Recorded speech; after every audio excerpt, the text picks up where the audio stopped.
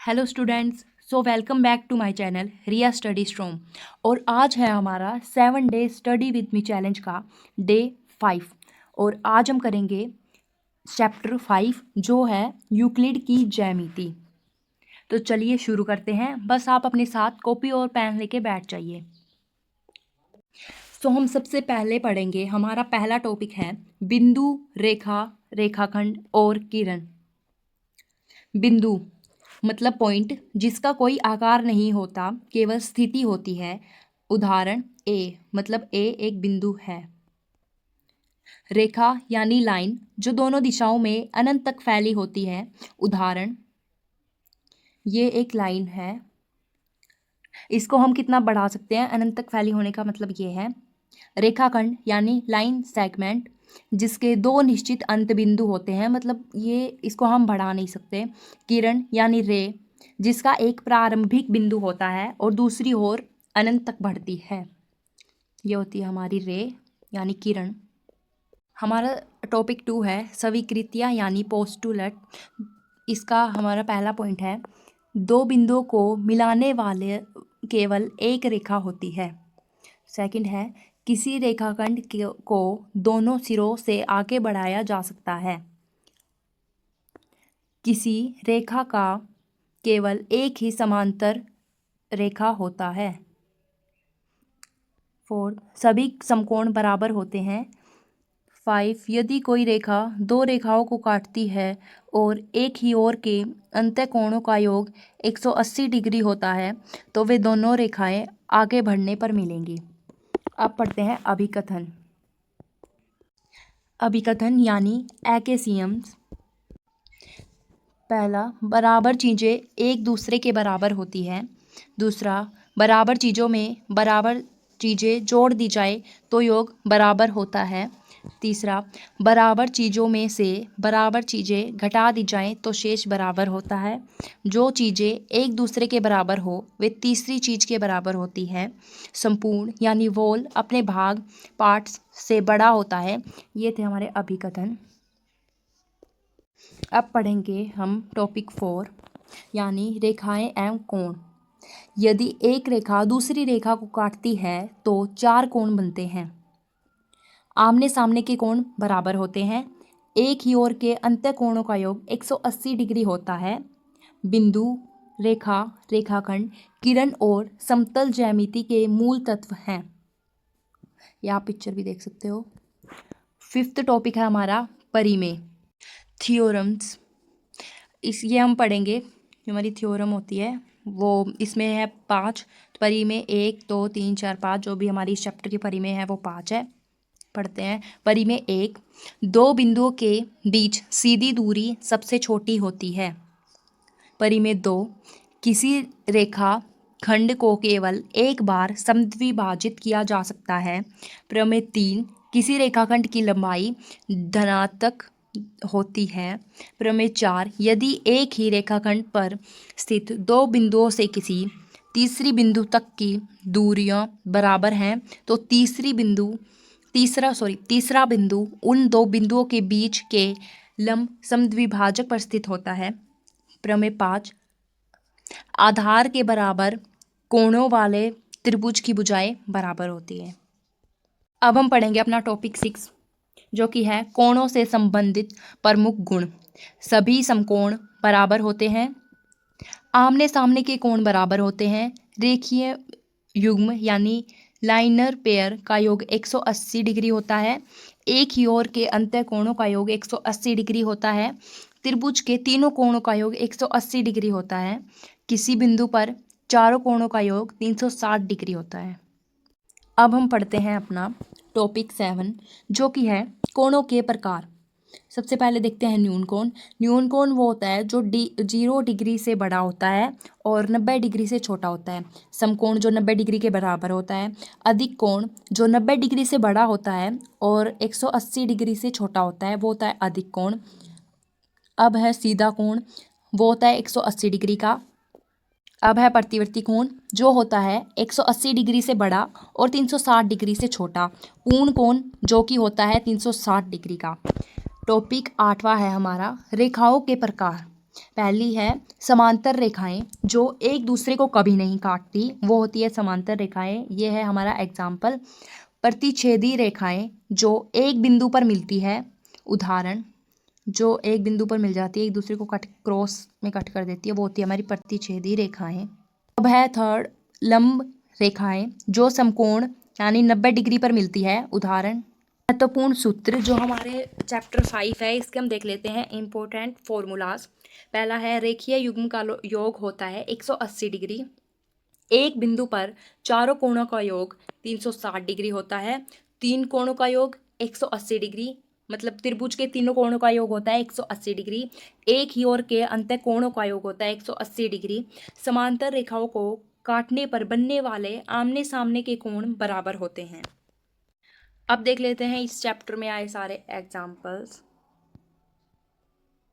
ये हैं और ये है याद रखने योग्य बातें, और ये है अभ्यास के प्रश्न जो भी वो प्रैक्टिस करने के लिए हैं, तो ये करोगे आप। मैं आपको इस चैप्टर के बाकी इम्पोर्टेंट क्वेश्चंस करवा देती हूँ। चलो अब कर लेते हैं हम इसी चैप्टर के इम्पोर्टेंट क्वेश्चन। सब पहले हम करेंगे MCQ, तो चलिए शुरू करते हैं। सो हमारा फर्स्ट क्वेश्चन है, दो बिंदुओं को मिलाने वाली रेखा की संख्या होती है। इसका आंसर है ऑप्शन बी 1। सेकंड क्वेश्चन है, सभी समकोण आपस में, इसका आएगा ऑप्शन ए यानी बराबर होते हैं। यदि दो रेखाओं को एक रेखा काटे और एक ही ओर के अंतःकोणों का योग 180 डिग्री हो तो वे रेखाएं अनंत तक बढ़ने पर, इसका आएगा हमारा ऑप्शन बी समांतर होंगी। अब कर लेते हैं क्वेश्चन 4। संपूर्ण अपने भागों से बड़ा होता है, यह किसका उदाहरण है? इसका है ऑप्शन बी अभिग्रहित। यदि ए बी बराबर सी डी और सी डी बराबर ई एफ, तो ए बी और ई एफ के बारे में क्या कहा जा सकता है? इसका आएगा ऑप्शन बी, ये कहा जा सकता है कि ए बी बराबर ई एफ। सो हमारा महत्वपूर्ण प्रश्न में है फर्स्ट क्वेश्चन, बिंदु, रेखा, रेखाखंड और किरण की परिभाषा दीजिए। सेकंड क्वेश्चन, स्वीकृतियों के नाम लिखिए। तो चलिए चलते हैं अगले पेज पे, उन पे है इनका आंसर। सो अब हम देख लेते हैं उस क्वेश्चन का आंसर। बिंदु, रेखा, रेखाखंड, यहाँ पे थोड़ी मिस्टेक हो गई, यहाँ पे आना था रेखाखंड, और किरण की परिभाषा दीजिए। उत्तर सबसे पहले देख लेते हैं बिंदु पॉइंट, जिसका कोई आकार, माप या आयाम नहीं होता, केवल स्थिति होती है, उसे बिंदु कहते हैं। हमने चैप्टर शुरू किया था, उसमें हमारे टॉपिक 1 में ही था बिंदु, लाइन और रेखाखंड सबकी डेफिनेशन। तो जैसे ABC आदि बिंदु हैं। सेकंड है रेखा यानी लाइन, सीधी और अनंत लंबाई की एक आकृति जिसमें न कोई प्रारंभ बिंदु होता है और न ही अंत बिंदु, उसे रेखा कहते हैं। रेखा जैसे ये रेखा है। अब देख लेते हैं रेखाखंड यानी लाइन सेगमेंट, रेखा का एक अंश जिसकी दो निश्चित सीमाएं यानी अंत बिंदु होते हैं, उसे कहते हैं रेखाखंड। रेखा जैसे ये एक रेखाखंड है, ये है दो बिंदु A और B। तो हमारे रेखाखंड और रेखा में क्या फ़र्क है? रेखा को जितना मर्जी हम आगे बढ़ा सकते हैं, लेकिन रेखाखंड को हम नहीं बढ़ा सकते, जितनी इसका साइज है उतना ही रहेगा। आप देख लेते हैं किरण यानी रे, रेखा का एक अंश जिसका एक प्रारंभ बिंदु होता है और यह एक दिशा में अनंत तक बढ़ती है, उसे किरण कहते हैं। ये किरण है यानी रे है। हमारे दूसरे क्वेश्चन में हमें स्वीकृतियों के नाम लिखने थे। ओके, तो देख लेते हैं।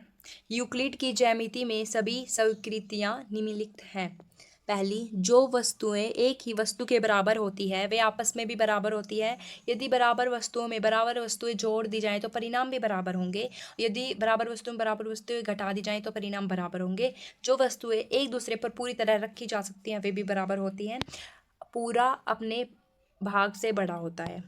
ये हमारे दो क्वेश्चन हो गए। चलिए फिर से उसी पेज पे चलते हैं अगले क्वेश्चंस करने के लिए। यहाँ पे है हमारा थर्ड क्वेश्चन, अभिग्रहित दो को लिखिए। तो चलिए इसे लिखने के लिए चलते हैं खाली पेज पे। हमारा अभी है मतलब यदि बराबर संख्या को बराबर में जोड़ा जाए तो पूर्ण योगफल भी बराबर होते हैं। अर्थात यदि A बराबर B हो और C बराबर D हो, तो रुको मैं आपको लिख के बताती हूँ। B है और C बराबर D है, तो अगर हम A प्लस C करेंगे तो वो भी हमारा मतलब वो हमारा बराबर होगा B प्लस D के। तो यही है हमारा दूसरा अभिग्रहित। अब हमारा क्वेश्चन 4, यदि कोण 1 और 2 एक ही ओर के अंतःकोण है तथा कोण 1 बराबर 110 डिग्री है तो कोण 2 कितना होगा। सबसे पहले हम ये जान लेते हैं कि एक ही ओर के अंतःकोणों का योग 180 डिग्री होता है। ओके, तो कोण ए प्लस कोण बी बराबर 180 डिग्री होगा और 110 जो कि था हमारा कोण ए दिया था, 110 प्लस कोण बी बराबर 180 डिग्री। सो कोण बी बराबर 180 माइनस करेंगे, हमारा आएगा 70 डिग्री। तो इसका आंसर है 70 डिग्री, मतलब जो कोण बी होगा वो होगा 70 डिग्री का। फिफ्थ क्वेश्चन है, परिमेय 1 को लिखिए। तो जो हमने पेज पढ़ा था उसमें हम परिमेय 1 देखेंगे। ये तो इसमें ये है, दो बिंदुओं के बीच सीधी दूरी सबसे छोटी होती है। ये हमारी प्रमेय 1 और यही हमसे क्वेश्चन में पूछा गया था। हमारा क्वेश्चन 6 है, यदि ए बी बराबर 6 सेंटीमीटर तो ए बी का मध्य बिंदु ए बी को बराबर भागों में कैसे बांटेगा। तो सबसे पहले हम ये जान लेते हैं कि मध्य बिंदु रेखाखंड ए बी को 2 बराबर भागों में बांटता है। तो हमारा आंसर आया है 3 सेंटीमीटर। अतः मध्य बिंदु ए बी को 3 सेंटीमीटर और 3 सेंटीमीटर के 2 बराबर भागों में बांटेगा। तो इन क्वेश्चंस को हम करेंगे बाद में, मतलब लास्ट में, वीडियो के एंड में। तो अभी ये कर लेते हैं एग्जाम्पल्स।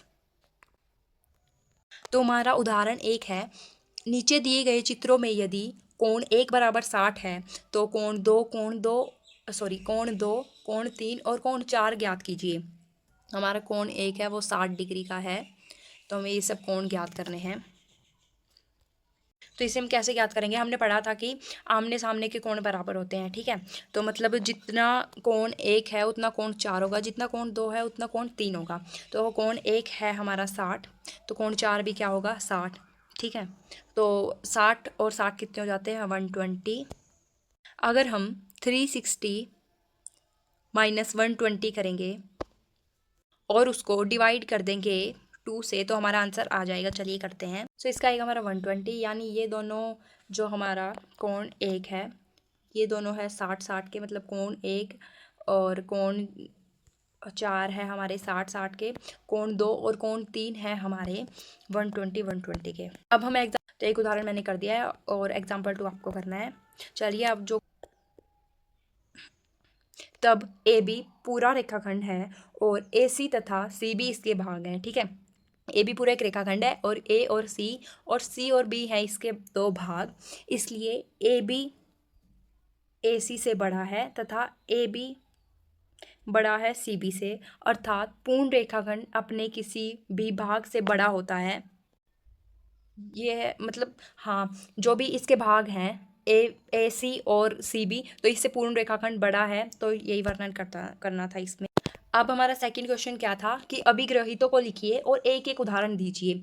यहाँ पे लिखे हैं सारे अभिग्रहित, यहाँ है उसके एग्जाम्पल, इसे आप पढ़ लीजिए।